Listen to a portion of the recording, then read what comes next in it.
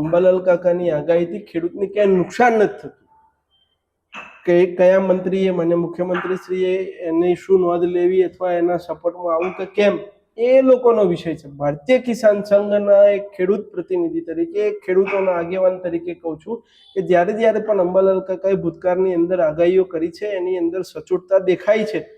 તો કિસાન એ આગાહીના આધાર પર પોતાની જે ફસલ છે એ ખેડૂત એની જે જણસ છે એને સારી રીતે એનું વિરાસતું એને યોગ્ય જગ્યાએ મૂકવાનું એ આગાહી એક માધ્યમ છે. તો એમાં વાંધો શું છે? આગાહી કરવાથી કોઈ ખેડૂતને નુકસાન થતું હોય એવા કોઈ કિસ્સા હજુ ભારતીય કિસાન સંઘના ધ્યાને આવ્યા નથી. એટલે ફરીને કહું છું કે સરકારે તો ના નથી પાડી ને કે અંબાલાલ કાકા તમે આગાહી ના કરશો.